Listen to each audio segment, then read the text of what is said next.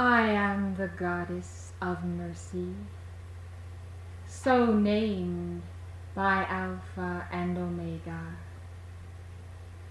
For I have tended the God flame of mercy for an incomparable span of time and space. Long ago, in another system of worlds, I perceived the need in the evolution of the brothers and sisters of a particular planet for mercy, for the ark that provides the way of escape, for the evolving consciousness that arrives at the place of desire, God desire, a desire so great for the law and for true being that it becomes a magnet to draw God into manifestation, and then the consciousness abides in the state of desirelessness. For the consciousness that has desired God realizes that it is God. But until that experience takes place, and while it is taking place, the devotee, in order to be found worthy of receiving the God flame, must meet the dweller on the threshold of his own returning karma, the beasts of prey, the dragon, the satanic force that sends forth the flood against the divine woman that is appearing in the consciousness of each one. And so, at that moment, the devotee must learn to balance as the faithful juggler who juggled before the statue of Mother Mary, offering his only gift to the Virgin Queen. So the devotee must become a juggler, juggling his own karma, keeping that energy going into the flame, while putting on the robes of his divinity.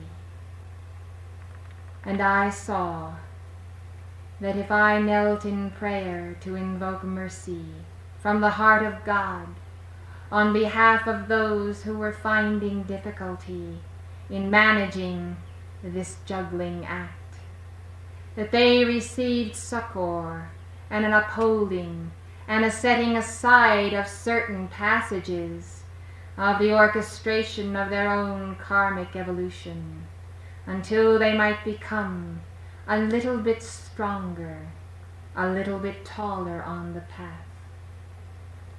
And so I said to myself, indeed there is no quality more precious than the mercy of God. I would become that mercy, and I would be that mercy on behalf of all. For precious hearts, when I saw the difference between those who were given mercy through intercessory prayer and those who had not that mercy, I could not withhold my service. I could not set my hand to another task. I must be there. I must walk by the side of each one. I must have and hold and be the cup of mercy. Do know, precious hearts, the rewards of this service have been very great.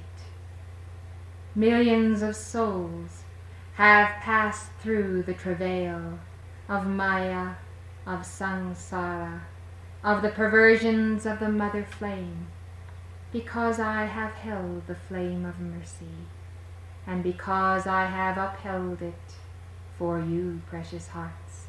You also find yourselves in this place, in time and space, able to receive my word. So many manifestations are an action of mercy that I cannot even count them or portray them to you in one address.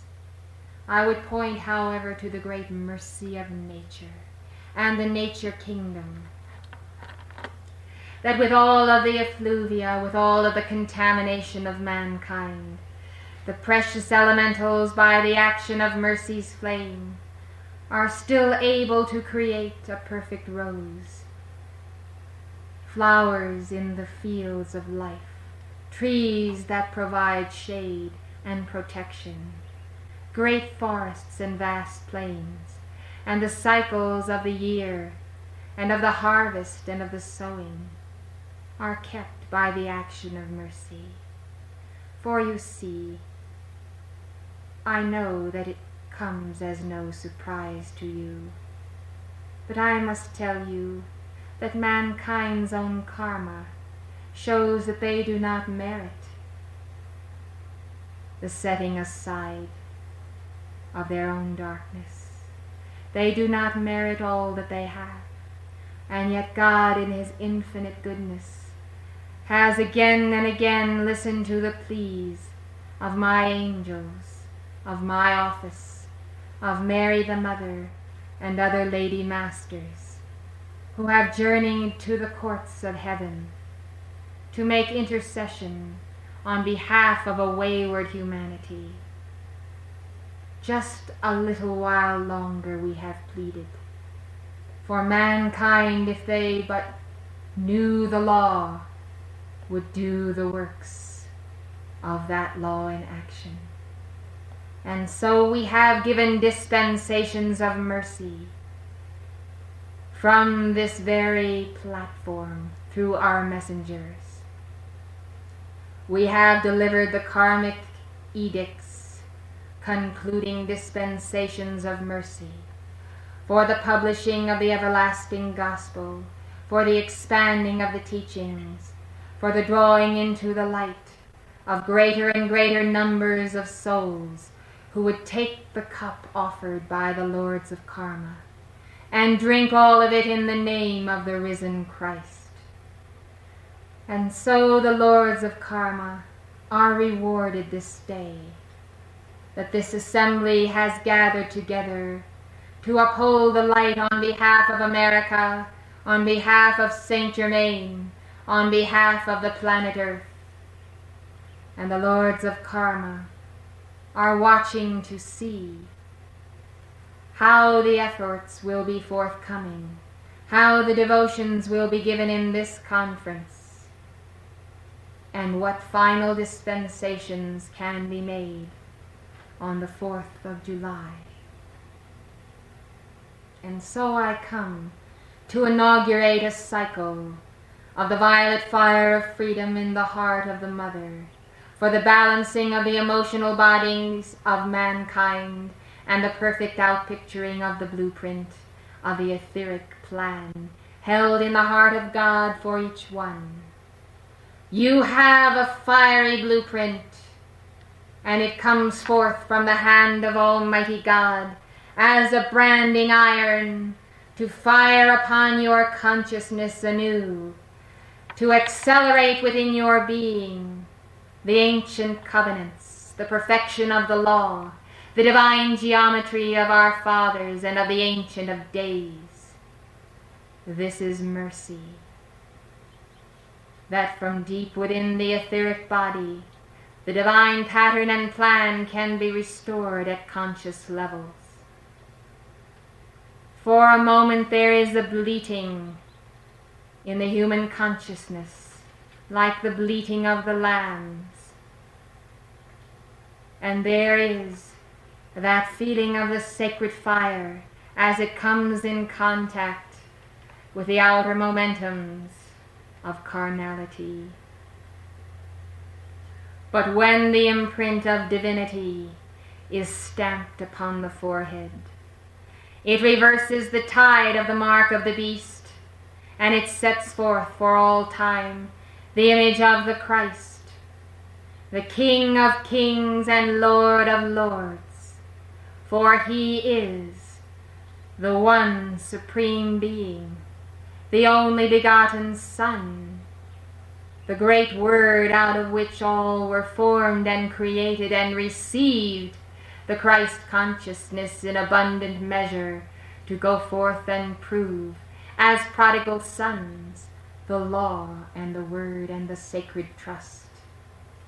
I am Kuan Yin, and I am sending forth from my retreat, by order of the great central sun messengers, energies of mercy's flame that will accelerate and intensify the return of humanity's karma, as a gentle action of the law, as a containment action, as a preparatory action, that mankind might learn through trial, some through pain and suffering, and some through the glorious invocation of mercy's flame, how to balance, how to reclaim, how to restore, how to purify and revivify the body consciousness of all mankind, the planes of the earth and elemental life. And I have in my hand a vial, although it is not one of the vials of the 7 last plagues, but it is a dispenser of mercy's flame. And as I open it, the very fragrance of the atoms, which are volatile, ascend into the atmosphere, and there is a going forth of millions of atoms of mercy's flame, charged with the etheric blueprint of the golden age, of the planet Earth, and of every son and daughter of God living upon this earth in this very hour. Out of the vial comes forth the atomic energy, the atomic pattern, and the sacred fire. And these energies shall go into the atmosphere, into the plane of air, to charge the consciousness of the race with the purity of the fiery pattern, to thwart the plans and the pride and the prejudice of the Luciferians and their hypocrisy. And so in the mental belt there shall manifest as floating atoms, as you would say, floating grids and force fields, like tiny balloons, these inundate the earth. And do you know, I would tell you about the sons and daughters of God, for they are a distinct and holy race of God-free beings who serve at outer levels to reform the consciousness of humanity. And they are distinguished from the children of God, from the fallen angels, and from the Luciferians. Sons and daughters of God are those who have a certain initiatic attainment, who have applied themselves to the law, who have come forth from God as joint heirs with Christ.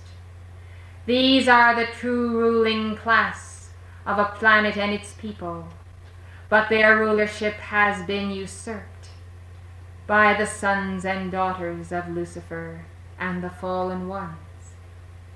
Therefore, when we send forth the fiery blueprint as dispensation, as intercession, it is for the restoration of the fiery blueprint of the sons and daughters of God in the mental belt, that the children of God, those who have not yet attained to Christhood or recognized the age of their responsibility to be proliferators of the Word of God, that these children might have the benefit of the plasticity of that pattern being impressed upon mater, upon fire, air, water, and earth, upon their consciousness. This is the means hierarchy is using to lower into the planes of mater the ascended master's consciousness. For these patterns are taken from the very causal bodies, the I am presence of the sons and daughters of God. And thus hierarchy serves with unascended evolutions this day to press in upon the mass consciousness a higher way, a better way, a more merciful way of attaining Godhood. This then is one answer and one key that is forthcoming by your efforts, by the grace of the cosmic Christ. And what then of the fallen ones, the fallen angels who have taken the left-handed path because they followed the arch-deceiver and his lie? You have already been told, and you have received the pronouncement of Archangel Uriel, reading the great scroll of life from the heart of Alpha and Omega, that the opportunity for the fallen ones to return to the Christ, to bend the knee and pay homage and allegiance to the God within and the God without, this has been given, and thus the fallen ones have had their dispensation. And I am joyous to report to you the report from the keeper of the scrolls, that 10,000 fallen ones have returned to the heart of God since that dispensation was given, and many more are on their way. And so I say, is not mercy worthwhile? Is not opportunity worthwhile? Is it not worthwhile to give mankind freedom to become God? And now we are at that time of the year when the mother comes forth to teach the children the hows and the whys and the wherefores of the judgments of the Father, of the sternness of the law, and why these must be outpictured swiftly ere the cycles descend. For you see, the entire cosmos is a spiral, with many spirals within the great spiral, and all is a great timetable, and therefore, at the end of a cycle, man's consciousness must be aligned with the great spirals of life, for this is the mighty track of the ongoing, the marching of the forces of light. If you would be part of the forward movement of the entire cosmic egg, you must become aligned with the law and with its dispensations. You must be found approved of God. And therefore, although God's mercy endures forever, the cycles which you call time and space have a finite period, and then they are spent. And thus, for mercy to be gained again, another cycle must be created. And in the human consciousness, these cycles take thousands of years, precious hearts, specifically 10,000 in number. And so you see, the consciousness that will sin just one more time, resting upon the thought of God's infinite mercy, may make the mistake just one time too many, and then find itself completely off the track, off the spiral, and unable to move forward in the light. I trust that none of you will be counted among those who miss the great spiral of this conference, its purpose, and our intent to bathe you, to infuse you, to make you walking, living electrodes of ascended master consciousness and light substance on behalf of all humanity. I trust this final experiment in the archives of the Brotherhood will prove of such great fruit that we will be able to continue our conferences uninterrupted, season after season, at each quarterly cycle. All depends now on the response of the student body, for humanity have given their response, and their energies have been found wanting. They have been weighed in the balance, and yes, humanity have been found wanting.